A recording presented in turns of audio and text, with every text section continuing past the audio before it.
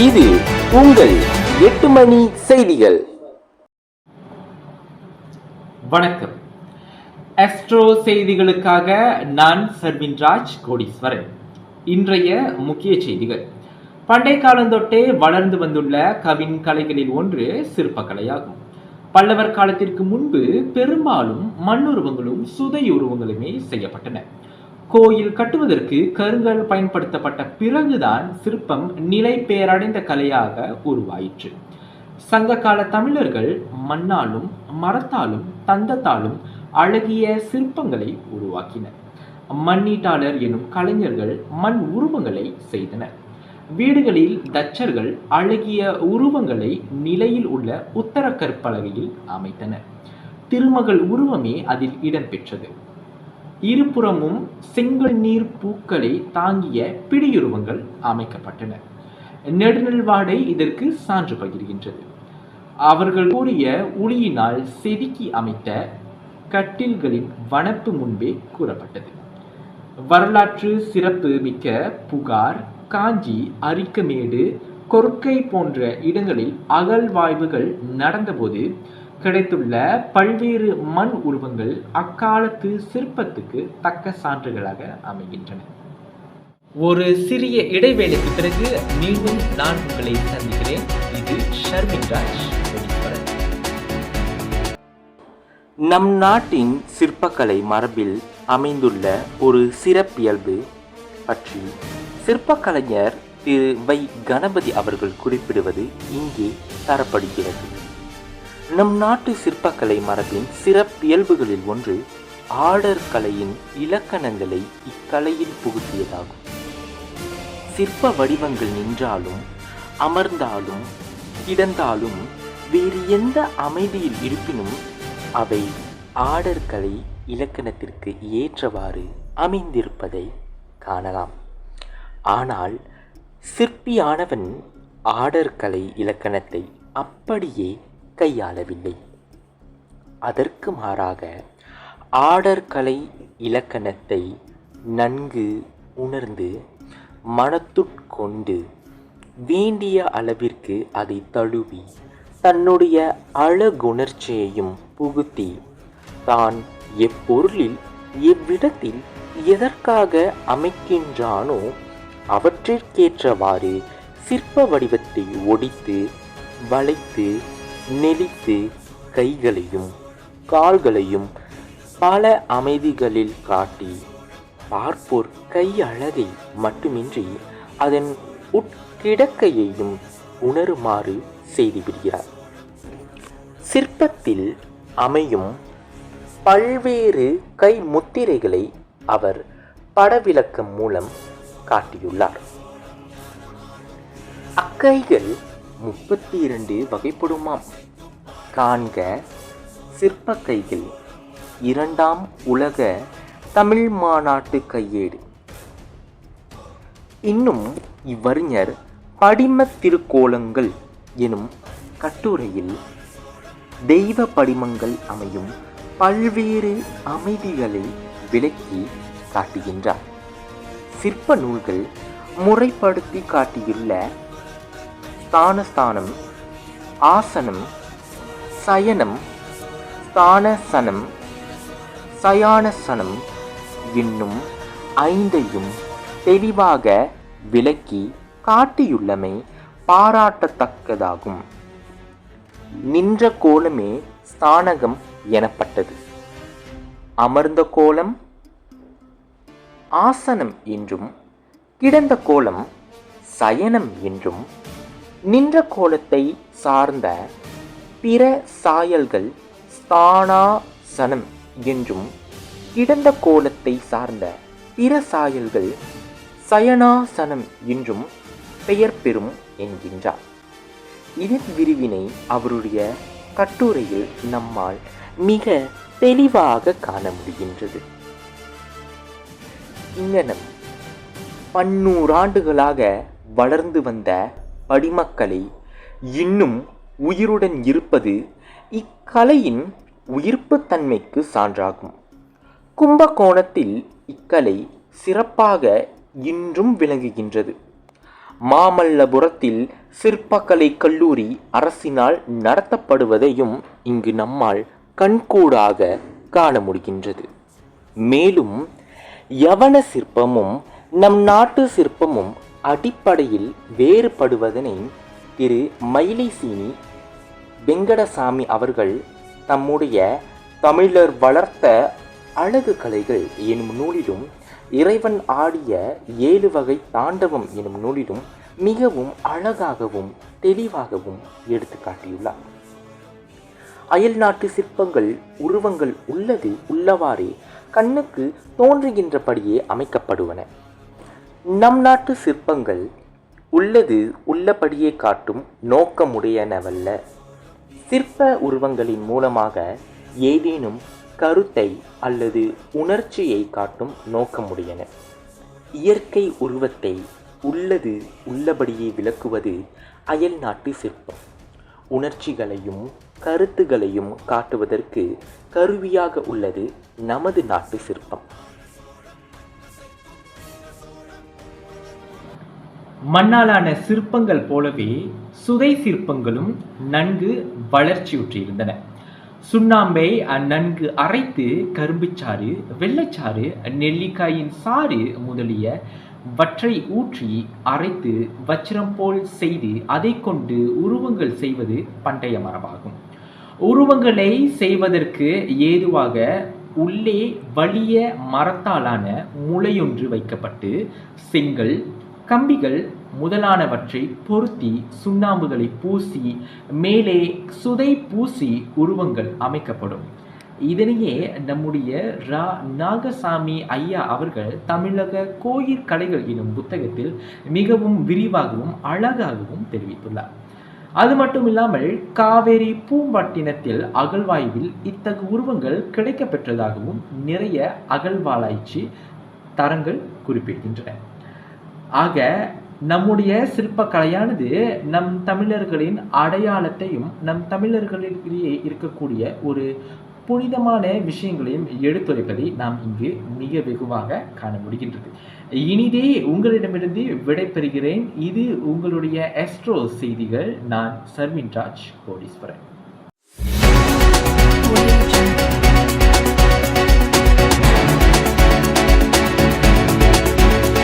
நீங்கள் பார்த்து கொண்டிருப்பது கோயில்களும் சிற்பங்களும்.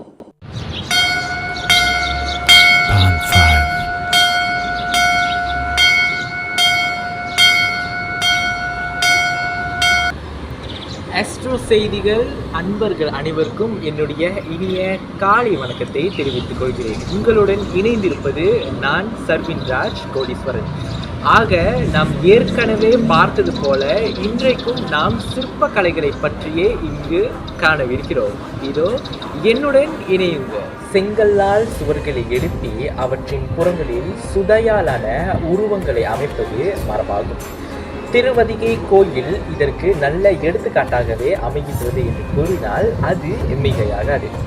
கற்சிற்பங்கள் பெருவழக்கான சோழர் காலத்தும் நாயக்கர் காலத்தும் கூட வானளாவிய கோபுரங்களில் சுதையுருவங்கள் அமைக்கப்பட்டுள்ளதாக நிறைய சான்றுகள் பறைசாற்றுகின்றன.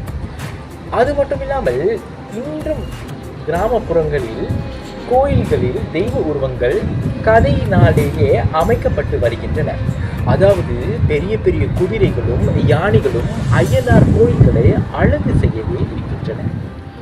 அதாவது இந்த பல்லவர் ஆட்சியின் போதே கற்சிற்பங்கள் அனைத்துமே தொடக்கி வைக்கப்பட்டதாக நிறைய சான்றுகள் பகிர்கின்றன.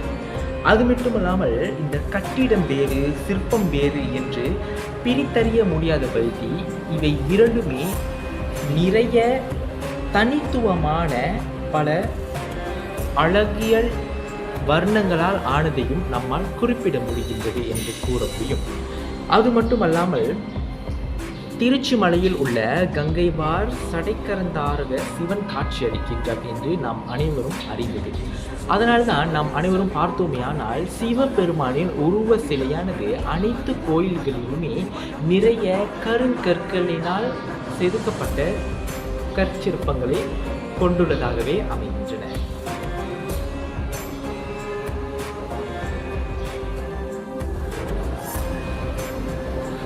அதாவது நாம் குறிப்பிட்டு சொல்ல வேண்டும் என்றால், இப்பொழுது உள்ள நிறைய கோயில்களில் கோயில் வாசலின் முன்னே இருக்கக்கூடிய வாயிற் காவலர்களை பற்றி சொல்லியே ஆக வேண்டும் என்றுதான் நான் கூற வேண்டும். அதாவது முன்பு இருந்த மகேந்திரவர்மனால் உருவாக்கப்பட்ட குகை கோயில்கள், அது மட்டுமல்லாமல் இப்பொழுது தற்காலத்தில் இயங்கிக் கொண்டிருக்கக்கூடிய அனைத்து கோயில்களிலுமே இந்த வாயிற் காவலரினுடைய உருவச்சிலைகள் மிகப்பெரிய அளவில் மிகவும் பிரம்மாண்டமாகவே காணப்படுகின்றன. இங்கனமே சிங்கம் சுமந்த தூண்களும் இக்கால சிற்பத்திற்கு மிகச்சிறந்த ஒரு எடுத்துக்காட்டாகவே அமைகின்றது. அது மட்டுமில்லாமல் ஒரு கோயிலினுடைய அழகையும் சிறப்பையும் மேலும் மெருகூட்டுவதற்கு இந்த வாயிற் காவலர்களான சிங்க முகங்களை கொண்ட தூண்களே ஒரு முக்கியமான அம்சமாக அமைகின்றது. ஆக இப்பொழுது நாம் பார்க்கவிருப்பது என்னவென்றால், இந்த கோயில்களுடைய சிற்ப முறையானது எப்படி அமைந்துள்ளது என்பதுதான். நாம் அனைவருக்கும் தெரிந்தது போல இந்த காஞ்சியில் உள்ள கைலாசநாதர் கோவிலில் சிவபெருமான் பல்வேறு தோற்றங்களுடன் காட்சி அளித்து வருகின்றார். அது மட்டுமல்லாமல் இந்த தேவியர்களின் பல வண்ண தோற்றமும் திருமால், நான்முகன், முருகன், கொற்றவை உருவங்களின் பல வகை தோற்றங்களும் உள்ளன என்பதை நம்மால் மிகவும் கண்கூடாகவே காண இயன்றது. இந்த விமானத்தின் அடியிலே சிவபெருமானின் பேரருளினை எண்ணி கூத்தாடும் கணங்களை நம்மால் மிகவும் தெளிவாகவே காண முடிகின்றது. இது போலவே சற்று பிந்திய வைகுந்த பெருமாள் கோவிலிலும் பல வகை சிற்பங்களை நம்மால் காண முடிகின்றது. ஆக இந்த சிற்ப கலைகளின் பெருமைகளை பற்றி கூற வேண்டும் என்றாலே நாம் இன்னும் அடுக்கிக் கொண்டே போகலாம். இன்னும் நிறைய தகவல்களையும் நிறைய கருத்து பரிமாறுதல்களையும் உங்களிடம் நான் பகிர்வதற்காக மிகவும் ஆவலுடன் காத்து கொண்டிருக்கிறேன். என்னுடன் சிறிய இடைவேளைக்கு பிறகு இணைய தவறாதீர்கள். நான் உங்கள் சர்வின்ராஜ் கோடீஸ்வரன்.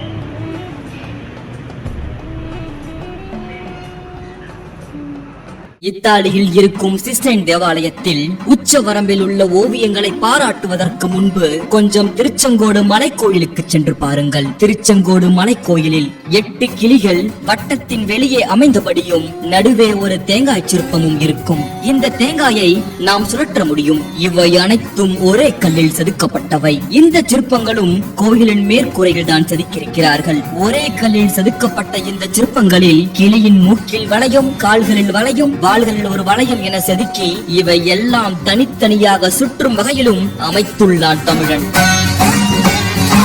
கொஞ்சம் இந்த சிற்பத்தின் கால்களை பாருங்கள். இந்த சிற்பங்கள் போட்டிருக்கும் செருப்பை கொஞ்சம் பாருங்கள். இன்று நாம் அணியும் செருப்பு போன்ற இந்த மாதிரியை கிட்டத்தட்ட 1000 வருடங்களுக்கு முன்பே ஆவுடையார் கோவிலில் செதுக்கியிருக்கிறான் தமிழன். ஒருவேளை இதில் இருந்துதான் இன்றைய செருப்பு கம்பெனிகள் மாதிரிகளை எடுத்திருப்பார்களோ என்னவோ தெரியவில்லை.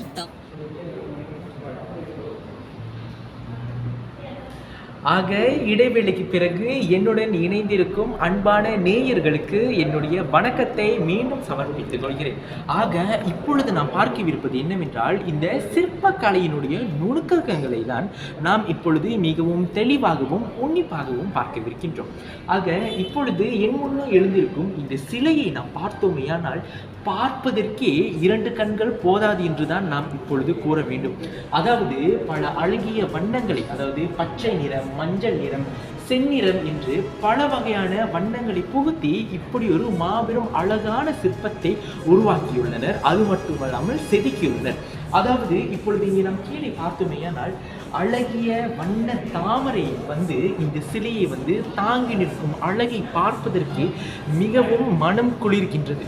அது மட்டுமே இல்லாமல் மிகவும் உன்னிப்பாக ஒவ்வொரு திசைகளிலும் மிகவும் நுணுக்கமான சிற்பங்களால் இந்த சிலை செதுக்கப்பட்டிருப்பதை நம்மால் காண முடிகின்றது. அது மட்டும் இல்லாமல் ஒரு கையில் தாமரை, மற்றொரு கையிலும் தாமரை, மற்றொரு 2 கைகள் நம்முடைய பக்த கோடிகளை பார்த்து அருள் புரியும் வண்ணமாகவே இந்த சிலை அமைந்திருப்பதை நம்மால் காண முடிகின்றது. இந்த கோயில்களில் எழும்பி இருக்கக்கூடிய இந்த சிற்பங்களானது ஒவ்வொரு சிற்பத்திற்கும் அல்லது ஒவ்வொரு சிலைகளுக்கும் கண்டிப்பாக ஒரு மறைப்பொருள் அல்லது புதைப்பொருள் இருக்க வேண்டும் என்றுதான் நாம் கூற வேண்டும். இந்த சைவ வைணவ சிற்பங்கள் இறைவன் எங்கும் பறந்துள்ளார் என்பதனை குறித்து காட்டுவதற்காகவே நாம் சில சிலைகளை பார்த்தோமானால் 4, 8, 16 போன்ற கைகளில் தெய்வ உருவங்கட்டு அமைத்தனர். இந்த திசைகளை 4ஆகவும் 8ஆகவும் 16ஆகவும் குறிப்பது நம்முடைய தமிழருடைய மரபாகவே, அதாவது இந்த சைவ வைணவ மரபாகவே காலந்தொற்று வந்தமையாகவே இருந்துள்ளன. இந்த சைவ வைணவங்களில் கைகள் மிகுதி ஆற்றல் மிகுதியை குறிப்பதற்காகவே அந்த சிலைகள் அப்படி உருவாக்கப்பட்டதாக நிறைய சான்றுகள் பார்க்கலாம். அடுத்ததாக நாம் இப்பொழுது பார்க்கவிருப்பது என்னவென்றால், இந்த இருவகை சிற்பங்களை பற்றி தான் நாம் இப்பொழுது மிகவும் தெளிவாக பார்க்கின்றோம். இந்த சிற்பத்தினை முழுச்சிற்பம், புடைப்புச் சிற்பம் என்று நம்மால் இரு வகையாக பகுக்க முடிகின்றது. சிலையின் முன்புறம் பின்புறம் அனைத்தும் தோன்ற வடிப்பது முதல் வகையாக கருதப்படுகின்றது. இந்த முன்புறம் மட்டும் தெரியுமாறு சுவர்களில் அமைவது இரண்டாவது வகையாக தெரிகின்றது. அடுத்ததாக நாம் இப்பொழுது நம் நாட்டு சிற்பங்களை பற்றி சற்று அலசி பார்க்கலாம். அதாவது இந்த நம் நாட்டு சிற்பம் முழுக்க முழுக்க சமய தொடர்பினையே பறைசாற்றுகிறது என்று கூறலாம். எனவே இந்த தெய்வ படிமங்களே மிகுதியாக நம் நாட்டு சிற்பங்களில் மிக வெகுவாக காண இருக்கின்றது. இதுவே நாம் கிரேக்கரும் உரோமர்களையும் எடுத்தோமானால் அவர்கள் உண்மையான உருவங்களை படைத்தது போலன்றி நம்மவர்கள் மிகவும் கற்பனை உருவங்களையே படைத்து அதை மிக தெள்ள தெளிவாக மிகவும் நுணுக்கமாக பல வண்ணங்களை புகுத்தி அதனை மிகவும் அழகாக, அது மட்டுமல்லாமல் கண்களுக்கே ஒரு விருந்தளிக்கக்கூடிய வகையில் இப்பொழுது உள்ள நம்முடைய இந்த சிற்பக்கலையை நாம் அனைவருக்குமே கொடுத்து நம் அனைவரையுமே ஆச்சரியத்தை ஏற்படுத்துகிறார் என்று கூறினார் நிலையாக.